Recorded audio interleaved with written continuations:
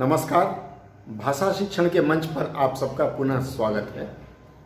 आज 19 नवंबर 2020 के दिन स्टाफ सिलेक्शन कमीशन ने कनिष्ठ अनुवादक और वरिष्ठ अनुवादक अर्थात जूनियर हिंदी ट्रांसलेटर और सीनियर हिंदी ट्रांसलेटर के पेपर 1 की परीक्षा का आयोजन किया।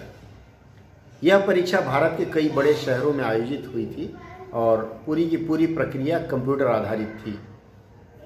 जैसा कि कयास लगाया जा रहा था कि इस परीक्षा में अधिकाधिक संख्या में अभ्यर्थी उपस्थित होंगे, पर यह देखा गया कि दिल्ली सहित कुछ शहरों में अभ्यर्थियों की संख्या काफ़ी कम रही। हालांकि कलकत्ता में अभ्यर्थियों की संख्या अपेक्षाकृत ठीक ठाक ही रही और यदि हम पूरे भारत के आंकड़े देखें तो लगभग 20% अभ्यर्थी इस परीक्षा में शामिल नहीं हुए। हो सकता है विभिन्न प्रकार के कारण रहे हों। खैर, जो भी हो, चूँकि रिक्तियाँ स्पष्ट हो चुकी हैं और बाकी चीज़ें भी स्पष्ट हैं, तो इससे फ़र्क नहीं पड़ता कि कितने लोग इस परीक्षा में शामिल हुए थे या फिर कितने लोग अनुपस्थित हुए। आज हम चर्चा करने जा रहे हैं ये जो परीक्षा हुई इसमें किस तरह के प्रश्न पूछे गए और प्रश्नों का स्तर कैसा रहा और उसको हल करने के बाद अभ्यर्थियों ने क्या कहा।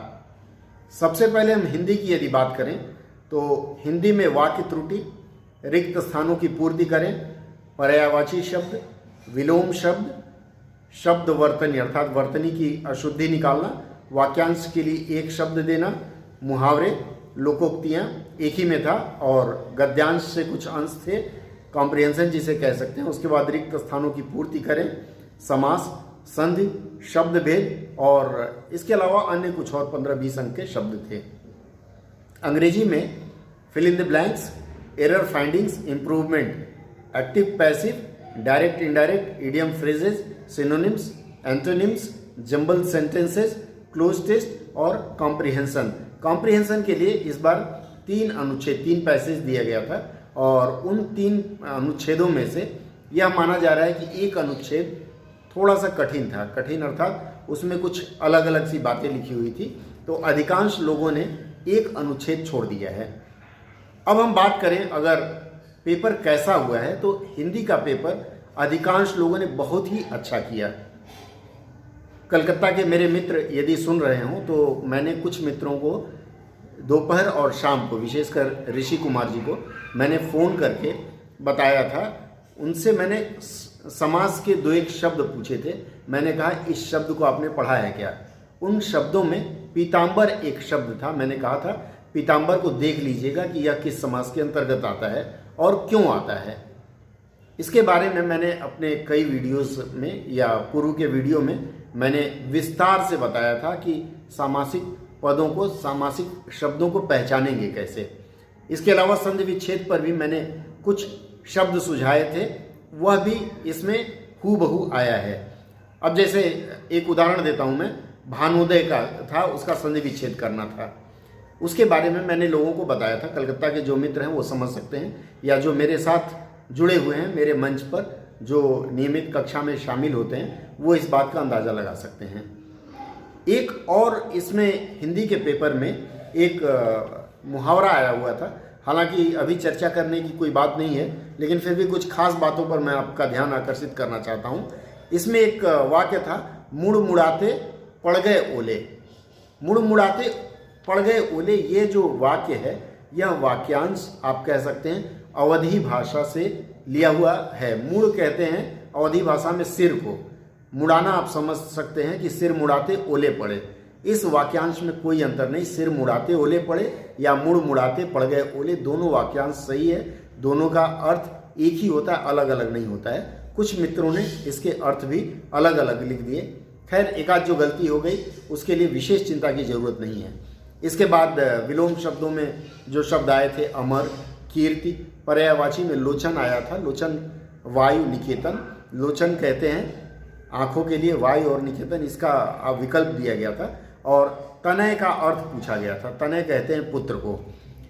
संधि विच्छेद में एक और शब्द था, मनवंतर। इसके बाद समास में पूछा गया था, खान पान किस समास में आता है? द्वंद्व समास का रूप है। ये मैंने सूत्र में बताया था, आप हमारे पूर्व के वीडियो देख सकते हैं, उसमें यह चीज़ स्पष्ट रूप से मैंने बताया था कि कैसे पहचानेंगे।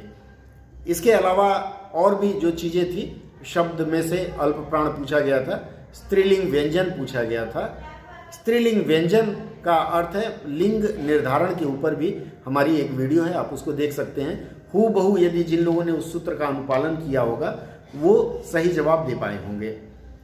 अब आते हैं हम अगले एक मुहावरे में। इसमें पूछा गया था हाथ उठाना का तात्पर्य किससे है।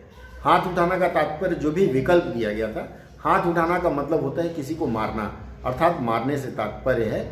फिर पूछा गया था दीर्घ नहीं है, इसके लिए 4 विकल्प दिए गए थे, ओ, ए और ई। हालांकि कुछ मित्र यह कहते हैं कि ये चारों ही दीर्घ वर्ण हैं, लेकिन मेरे विचार से इसमें ए जो लिखा हुआ है ये हर्ष स्वर है, ये दीर्घ नहीं है, तो यह विकल्प हो सकता है।